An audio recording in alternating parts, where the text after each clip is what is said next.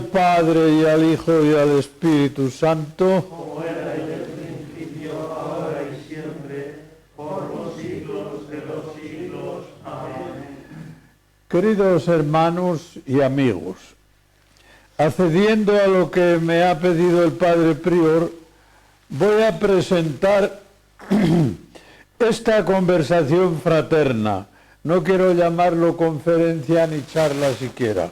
Esta conversación fraterna sobre la santidad, sobre la que no es tan fácil hablar, resultando todavía más difícil vivirla y practicarla, siendo santos de verdad. Antes del Concilio Vaticano me tocó tratar y colaborar con un grupo en Roma llamado Pro Santitate, grupo apostólico y espiritual, bajo el sacerdote primero y luego obispo Monseñor Yaquinta.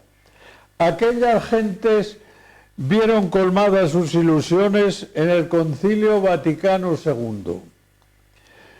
Por mi parte, siempre he pensado que el concilio acertó de verdad al incorporar en el capítulo 5 de la Constitución Lumen Gentium ese capítulo titulado Universal vocación a la santidad en la Iglesia, lo que decimos corrientemente llamada universal a la santidad. En este capítulo se nos dice, después de enumerar a los fieles de cualquier estado o condición, que están llamados todos a la santidad. Y se nos dice, por tanto, es decir, como una conclusión así solemne, por tanto, todos los fieles cristianos en las condiciones, ocupaciones o circunstancias de su vida y a través de todo eso se santificarán más cada día, aceptándolo todo con fe de la mano del Padre Celestial y colaboran con la voluntad divina, haciendo manifiesta a todos, incluso en su dedicación a las tareas temporales, la caridad con que Dios amó al mundo. A través de este texto del concilio ya se ve que la santidad hay que vivirla, hay que cultivarla y conseguirla en las condiciones, ocupaciones o circunstancias de la vida de cada uno, de la vida de cada día, en lo cotidiano. Esta noción de santidad, que ahora tenemos bien clara, no la ha estado siempre así. Y había gente equivocada, pero muy equivocada, que creía que para ser santo había que hacer cosas extraordinarias y nunca vistas. Por ejemplo, aunque esto sea ya un ejemplo muy antiguo, cuando en Lisboa finalmente se descubrió que aquella monja de las llagas, a la que no quiso ir a ver de ninguna manera nuestro Santo Padre Juan de la Cruz, diciendo que era un fraude, bueno, aquella monja dominica era una farsante que había engañado a todo el mundo. Yo cuando pienso que hay un documento de la Santa Sede en que invitaban en Roma a que fueran a una misa solemne para dar gracias al Señor por este regalo, esta merced tremenda de las llagas en esta persona, pero menos mal que lo descubrieron a tiempo, si no vaya un cisco, una misa solemne en toda la iglesia, por eso, y que luego era un fraude. Bueno, pues esta tipa, cuando al fin descubren que todo es un engaño, los de la Inquisición le preguntan, ¿y todo esto, en todo esto qué parte ha tenido el demonio? Uy, se quedó así mirando ella y dijo, aquí el demonio nada, no se le ocurre tal cosa. Bueno, entonces, ¿por qué ha fingido tener las llagas del Señor y otras cosas? Contestación, esto es tremendo, para que me tuvieran por santa. Tengo que aparecer ahí como alguien tremendo, como un San Francisco en Portugal. Bueno, Bien, ya en el siglo XX, el Papa Benedicto XV, que proclamó las virtudes heroicas de Teresita de Lisieux, tuvo entonces un gran discurso sobre la infancia espiritual y habló muy claro de la sencillez de las demás virtudes que llamaban pequeñas para hacer ver todas esas otras cosas. Y entonces allí dejó dicho: la perfección consiste en cumplir la voluntad de Dios, en ser lo que quiere que seamos. Y dejó además dicho también: la santidad consiste propia exclusivamente en la conformidad con el divino querer, manifestada en el constante y exacto cumplimiento de los deberes del propio Estado. Esta idea de la perfección y santidad quedó definitivamente ya muy bien plasmada en el magisterio de Pío XI. Este Papa era famoso por los discursos que echaba cuando se aprobaban las virtudes de algún siervo de Dios. En uno de sus famosos discursos, hablando de un siervo de Dios, un hermano de las escuelas cristianas dijo: se necesita una virtud nada común para cumplir con exactitud y piedad y fervor íntimo de espíritu todo el conjunto de cosas comunes y ordinarias que constituyen nuestra vida de cada día.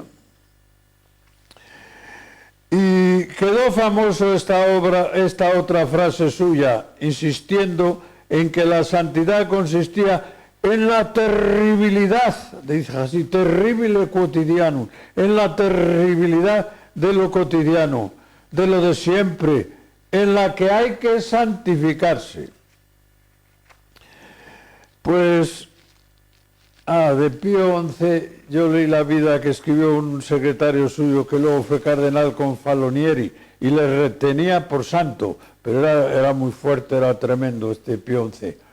Y dice este biógrafo: bueno, yo le retengo por santo, pero si le canonizásemos, había que ponerle en el nicho con la espada en la mano, porque se cortaba por lo sano. Así, era santo, pero de estos. Bueno, pues ahí queda. Este fue el que luego insistió en esto, de que había lo corriente, la monotonía, lo de siempre. Y de este hermano de las escuelas cristianas se decía: pero si este no ha hecho nada especial, si no ha hecho nada extraordinario en toda su vida, ¿para qué le van a beatificar o canonizar? Siempre lo mismo, siempre lo mismo. ¿Y qué hacía? Dar clases. Pues en esta monotonía, y por esa monotonía llevada por Dios y por los demás, por el bien de todos, ahí estaba la santidad de este personaje. Bueno, ya sabéis que de Teresa de Lisieux decían algunas monjas del convento: bueno, ¿qué diremos de la hermana Teresa, que no ha hecho nada extraordinario? Nada. Pero Teresa de Lisieux dejó dicho: la santidad no está en tal o cual práctica, sino que consiste en una disposición del corazón que nos hace humildes y pequeños en los brazos de Dios, conscientes de nuestra debilidad y confiados hasta la audacia en su bondad de Padre. Y todavía parece esto una introducción, pero luego hablo más de otras cosas. Quiero decir también unas palabras acerca de lo que dijo Juan Pablo II sobre la santidad, porque chocó un poco esto que dijo el Papa. Confortado este Papa, se animaba mucho, y animado por los resultados del jubileo del año 2000, envió su nueva carta apostólica, El Nuevo Milenio, y decía: deseo señalar como punto de referencia y orientación común algunas prioridades pastorales, fijaos bien, algunas prioridades pastorales que la experiencia misma del gran jubileo ha puesto especialmente de relieve ante mis ojos. ¿Y cuál era su primera prioridad? Esto llamó entonces la atención, En primer lugar, decía, no dudo en decir que la perspectiva en la que debe situarse el camino pastoral para este nuevo siglo es la de la santidad. Y esto lo llama prioridad pastoral. Señalar como prioridad pastoral para este siglo la santidad quiere decir, yo entiendo así, propagarla, exhortar a vivirla y vivirla de hecho todos los bautizados. Y el mismo Papa, explicando su pensamiento, que decía que a alguno le parecerá raro, se preguntaba, bueno, ¿qué significa recordar esta verdad y poner como fundamento de la programación pastoral la santidad? ¿Acaso se puede programar la santidad? ¿Qué puede significar esta palabra en la lógica de un plan pastoral? En realidad, poner la programación pastoral bajo el signo de la santidad es una opción, decía, llena de consecuencias. Significa expresar la convicción de que si el bautismo es una verdadera entrada en la santidad de Dios por medio de la inserción en Cristo y en la inhabitación de su Espíritu, sería un contrasentido contentarse con una vida mediocre, vivida según una ética minimalista y una religiosidad superficial. Y luego explicaba bastante la cosa. Y dice, preguntar a un catecúmeno, ¿quieres recibir el bautismo? Significa al mismo tiempo preguntarle, ¿quieres ser santo? Significa ponerle en el camino del sermón de la montaña. Sed perfectos como es perfecto vuestro Padre Celestial. Y como el concilio mismo explicó, este ideal de perfección no ha de ser mal entendido, como si implicase una especie de vida extraordinaria, practicable solo por algunos genios de la santidad. Los caminos de la santidad son múltiples y adecuados, pero como vamos diciendo, a la vocación de cada uno, vocación auténtica de cada uno. Hay genios en la pintura, en la escultura, en la música, pero en la santidad todos somos caminantes. Hemos de ser competentes para recorrer el camino hacia Dios sin estorbarnos unos a otros, sino ayudándonos todos como hermanos. Y este don de la santidad, por así decir, objetiva, se da a cada bautizado, pero el don se plasma a su vez en un compromiso que ha de dirigir toda la vida cristiana.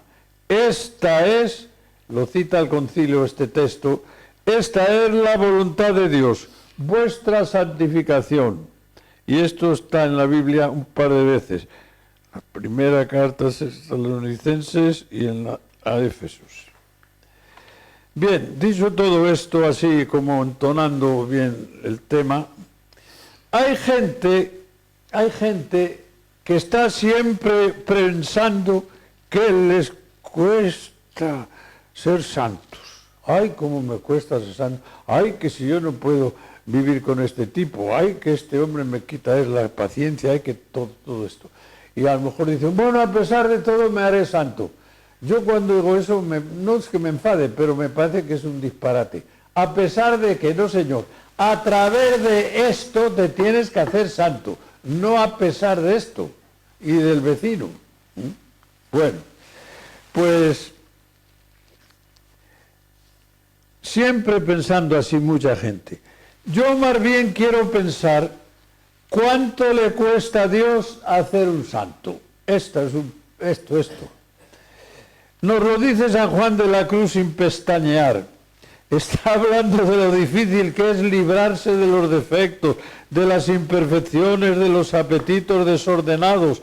Y termina diciendo, por lo dicho se verá cuánto más hace Dios en limpiar y purgar, o sea, purificar un alma de estas contrariedades, que en criarla de no nada.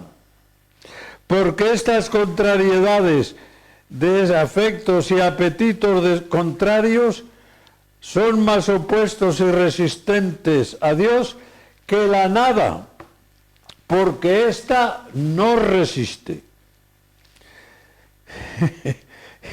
Para crear el universo, Dios ha tenido que echar mano de su omnipotencia, siendo Él con ese poder el único capaz de crear, según nuestra teología. Y al tratar de perfeccionar y santificar al hombre, se encuentra, fijaos, con su resistencia y terquedad, y le cuesta más al Todopoderoso que toda la obra de la creación. Tenemos pues la nada no resiste, pero nosotros, pobres pecadores, vaya si resistimos. Y persistimos, además. ¿Y cuánto damos que hacer a Dios? ¿Qué hay que hacer para llegar a ser santo? Ya voy adelantando de lo que quiero decir. Santo de verdad, no, de verdad. En mi opinión, estar atentos a cómo Dios nos llama y más aún nos reclama a nuestra vida de cristianos. Por ejemplo, aquí lo que se dice en ese capítulo 5 de la vocación universal a la santidad dice: los seguidores de Cristo llamados por Dios no en razón de sus obras, sino en virtud del designio y gracia divinos y justificados en el Señor Jesús, han sido hechos por el bautismo, sacramento de la fe, verdaderos hijos de Dios y partícipes de la divina naturaleza.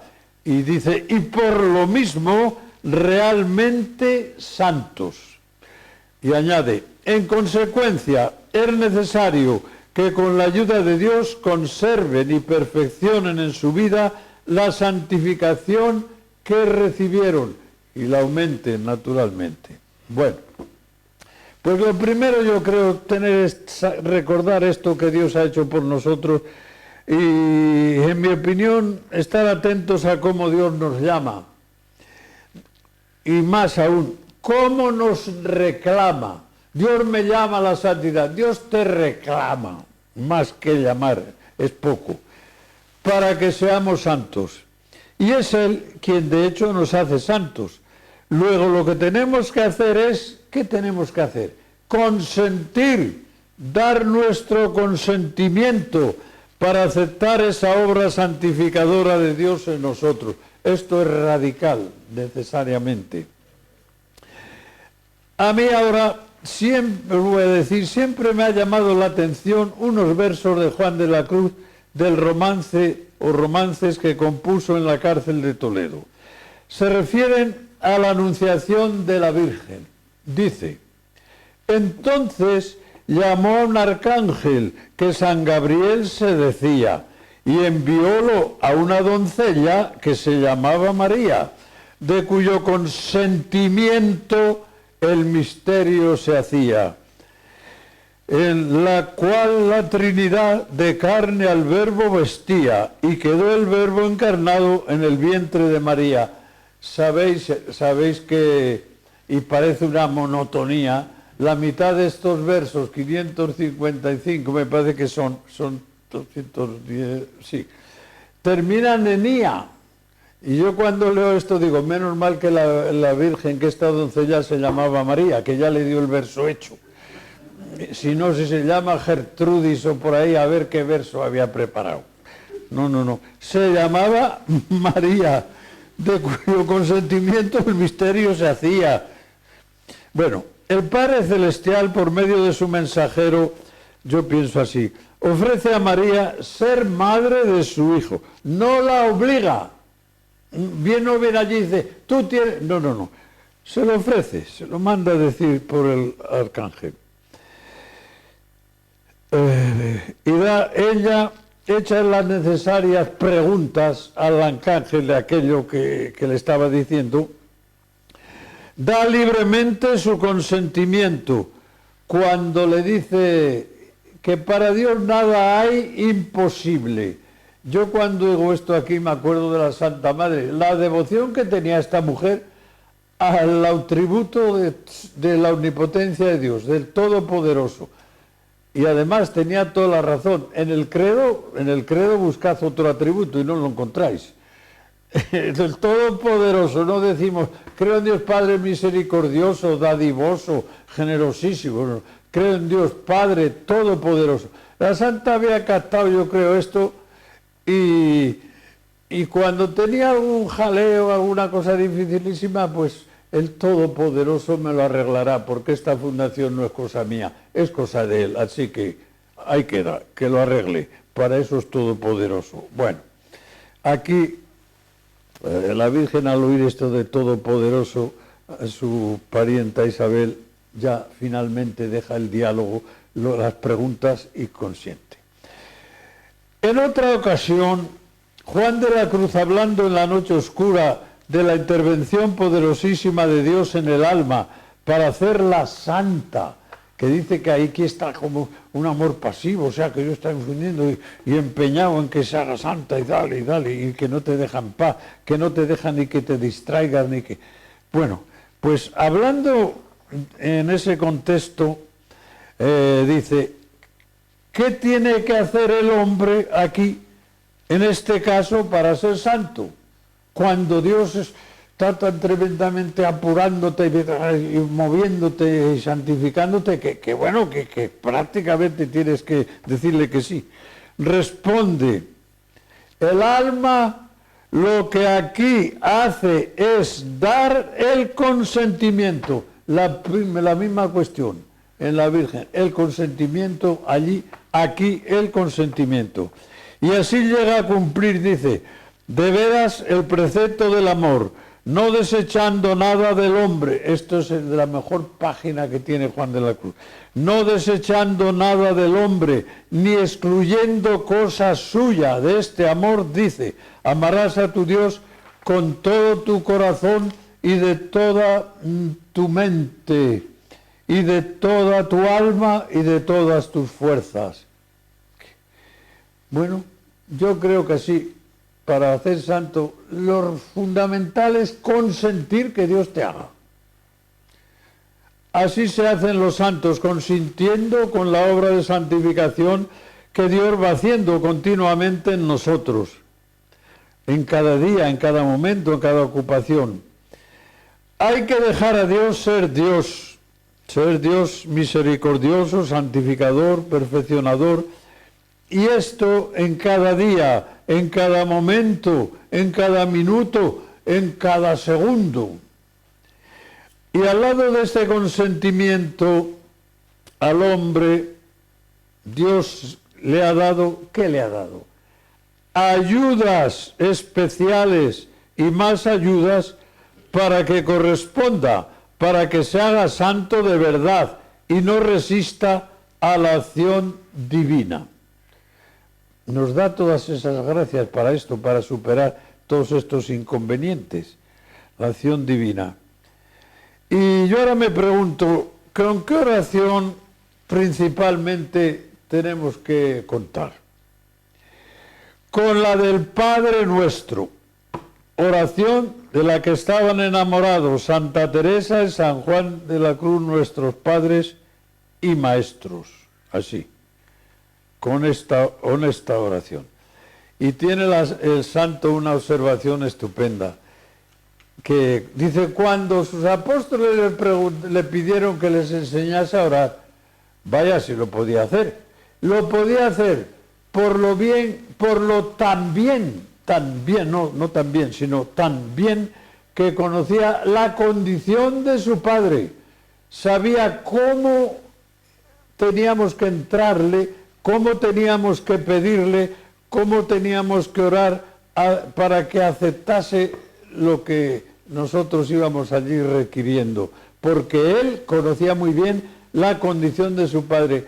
Condición en la Santa Madre, sabéis tantas veces que usa cuando habla de la verdadera oración. El santo también es una delicia esto de la condición humana. La Santa se desvive porque tal condición tiene uno, tal condición tiene otro. Aquel eclesiástico que se ponía a hablar y no acababa nunca. Dice ella, tiene una condición que se le pierden las palabras por el camino. De su sobrina Teresita, hay una condicioncita de ángel, que iba a decir su tía, que iba a decir la tía, pues eso. Y la condición del Padre Graciano, no digamos. Bueno, esa es una palabra que mucho... Y aquí el santo la trae a punto para decir, Cristo Jesús conoce cómo es su Padre, cuál es el temperamento de este nuestro Padre Celestial, y entonces la oración que nos enseña es en relación con eso, por los motivos dichos de que conseguiremos lo que nos pide, invocándole, amándole, queriéndole como Padre. Y entre esas ayudas que contamos, como digo, con la oración del Padre Nuestro, de la oración, dentro de, pero ahora me llama también la atención algo que voy a decir. Dentro de esta oración, la Santa Madre nos hace pensar en el sacramento de la Eucaristía. A las monjas les viene a decir, mira, hermanas, no pidáis tanto el pan nuestro, el churrasco ese que nos van a dar, el pan de cada día, que ese con nuestro trabajo nos lo tenemos que ir ganando. Esa es su idea. Pero este otro es el pan nuestro de cada día, a mí entendía ella, el pan eucarístico. Y tiene esta observación genial, para mí es genial. Dice, cuando comenta el Padre Nuestro, después de explicar la petición, hágase tu voluntad, y como es hecha en el cielo, así se haga en la tierra, así cita esta, pasa a comentar la otra, la siguiente, el pan nuestro de cada día, dánosle hoy. Y dice, entendiendo el buen Jesús lo difícil que nos resulta la petición anterior de hacer siempre la voluntad de Dios como debemos de hacerla, entendiendo eso el buen Jesús, conociendo nuestra miseria, que muchas veces hacemos entender que no entendemos cuál es la voluntad del Señor, sí lo entendemos, lo que pasa que lo disimulamos. Como somos flacos, y entendió él que era menester darnos otro medio para que cumpliésemos con esta voluntad de Dios, pídenos al Padre Eterno remedio soberano, como es este pan de cada día del Santísimo Sacramento, que da fuerza y fortaleza. Esto, o sea, quiere decir, si estamos tan flacos para cumplir la voluntad de Dios, Él nos da fortaleza alimentándonos con ese pan que nos da vida y fuerza y nos hace amarle cada vez más de verdad. Entonces, pues, recurramos a este pan de Santísimo Sacramento.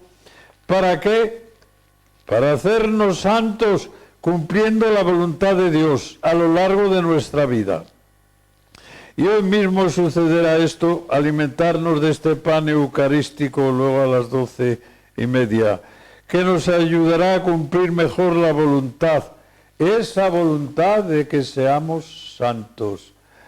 Y ya que voy terminando, ya que he hablado de la Santa Madre, quiero recordar una de las tentaciones más grandes, yo creo, más grandes, de que habla en las séptimas moradas, ya hacia el final de las moradas séptimas y de las moradas totales.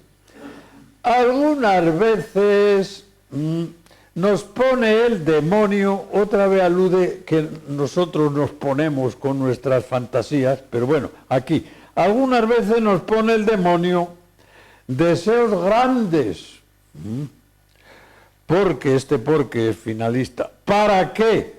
No echemos mano de lo que tenemos a mano para servir a nuestro Señor en cosas posibles y quedemos contentos con haber deseado las imposibles. Qué tremenda sentencia y qué bien lo explica. O sea, déjate ahora de todas esas astroserías y haz lo de toda la casa. Y aquella monja de que tenemos noticia que a veces no hacía más que fingir santidad a base de visiones, revelaciones, etcétera. La priora le dice un día: hermana, no necesitamos aquí para nada todo eso, todas sus visiones ni revelaciones.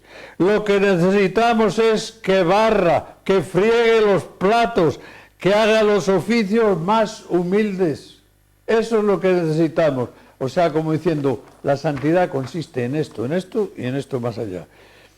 Bueno, aquí decía yo que, para terminar, era que que desde el primer día que llegué me metí ahí en la sacristía, vi ese cuadrito que tenéis ahí, lo que pone, me lo copié, me lo aprendí, me lo copié ahora. Sacerdote de Jesucristo, celebra esta misa como si fuera, tu primera misa, tu última misa, tu única misa. Y ya con esto ya terminé. Si alguno quiere preguntar algo, pues aquí estamos, con lo que diga el padre prior. A ver qué tiempo he empleado. Podría haber sido más largo, ¿verdad? Bueno, sigue.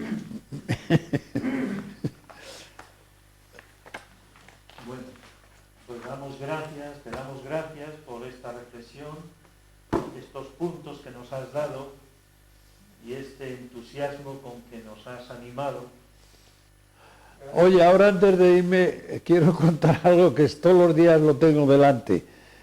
El alma que anda en amor ni cansa ni se cansa. Como me han puesto a ese lado, lo estoy viendo siempre. Quiero contar lo que me pasó con Juan Pablo II, alguno ya lo habrá oído.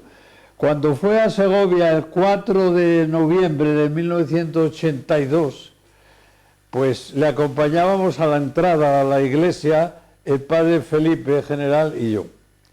Y al llegar a la puerta de la iglesia, antes de entrar, habían puesto este cartel: el alma que anda en amor ni cansa ni se cansa. Y yo le dije: santidad, mire, ahí se ha puesto esto un poco en relación con estos viajes tan cansosos suyos y tal.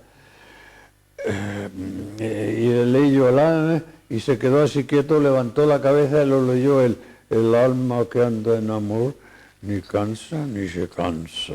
Y se quedó así pensativo, y yo diciendo: ay madre, así quieto, pero un poco de tiempo. Y luego se volvió con una energía tremenda hacia mí y dice: sí se cansa, sí se cansa. Así con el dedo me hacía: sí se cansa, sí se cansa. Digo: bueno.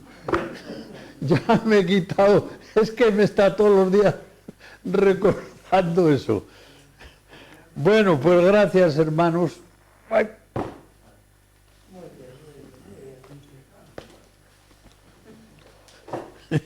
Sí se cansa. Ahí en la esquina.